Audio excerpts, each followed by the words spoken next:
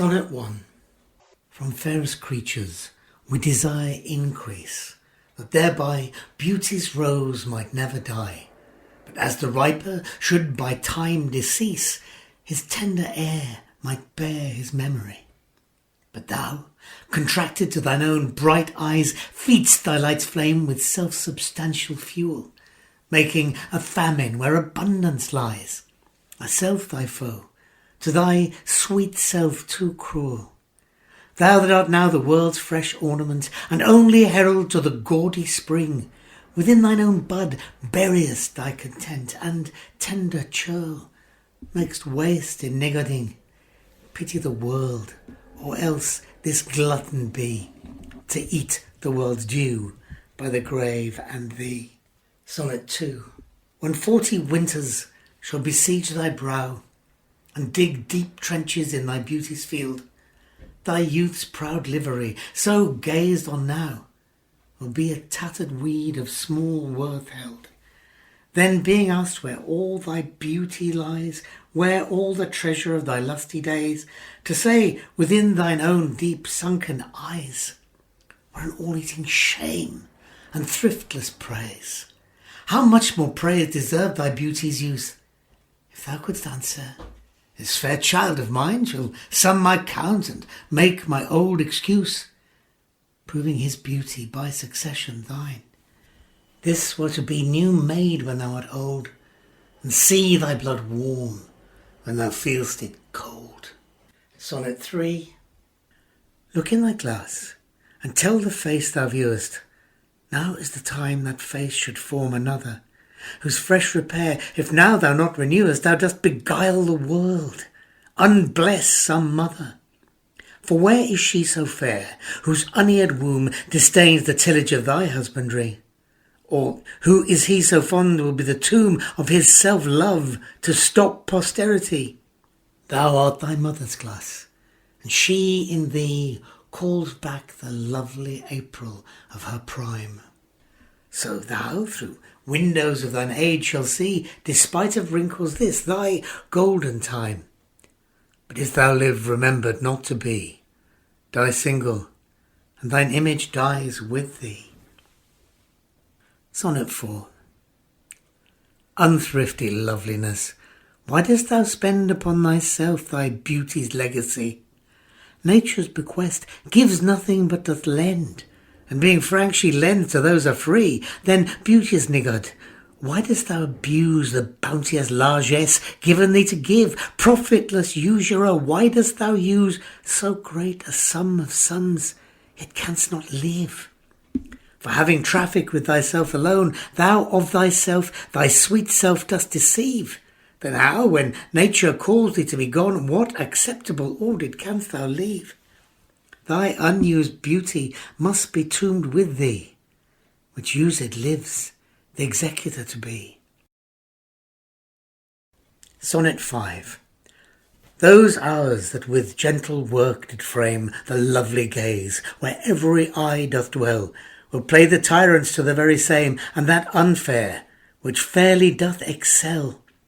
For never resting time leads summer on to hideous winter, and confounds him there, sap checked with frost, and lusty leaves quite gone, beauty o'ersnowed, and bareness everywhere. Then were not summer's distillation left, a liquid prisoner pent in walls of glass? Beauty's effect with beauty were bereft, nor it, nor no remembrance what it was. But flowers distilled, though they with winter meet, lees but their show, their substance still lives sweet. Sonnet 6. Then let not winter's ragged hand deface in thee thy summer ere thou be distilled. Make sweet some vial, treasure thou some place with beauty's treasure, ere it be self-killed. That use is not forbidden usury, which happies those that pay the willing loan. That's for thyself to breed another thee, or 10 times happier, be it 10 for 1. 10 times thyself were happier than thou art, if 10 of thine 10 times refigured thee. Then what could death do if thou shouldst depart, leaving thee living in posterity? Be not self-willed, For thou art much too fair to be death's conquest, and make worms thine heir. Sonnet 7. Lo, in the Orient, when the gracious light lifts up his burning head, each under eye doth homage to his new appearing sight, serving with looks his sacred majesty.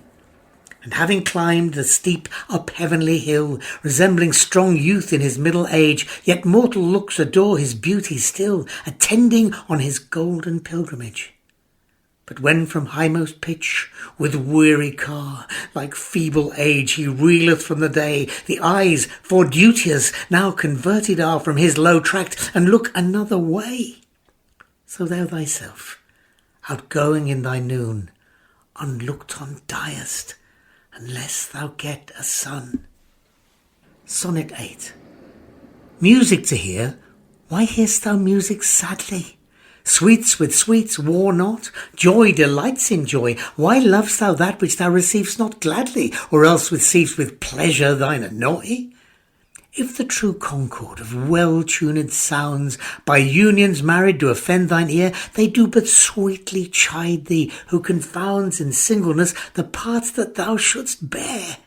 Mark how one string, sweet husband to another, marks each in each by mutual ordering, resembling sire and child and happy mother, who all in one pleasing note do sing, whose speechless song, being many, seeming one, sings this to thee, thou single shalt prove none.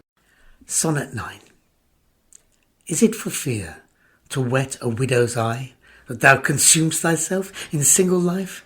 Oh, if thou issueless shalt hap to die, the world will wail thee like a makeless wife. The world will be thy widow, and still weep that thou no form of thee hast left behind, when every private widow well may keep by children's eyes her husband's shape in mind. Look, what an unthrift in the world doth spend, shift but his place. For still the world enjoys it, but beauty's waste hath in the world an end, and kept unused, the user so destroys it. No love toward others in that bosom sits, that on himself such murderous shame commits. Sonnet 10. For shame, deny that thou bear'st love to any, who for thyself art so unprovident. Grant, if thou wilt, thou art beloved of many, but that thou none lovest is most evident. For thou art so possessed with murderous hate, that 'gainst thyself thou stick'st not to conspire, seeking that beauteous roof to ruinate, which to repair should be thy chief desire. O change thy thought, that I may change my mind. Shall hate be fairer lodged than gentle love? Be as thy presence is, gracious and kind, or to thyself at least kind-hearted prove. Make thee another self for love of me, that beauty still may live in thine or thee.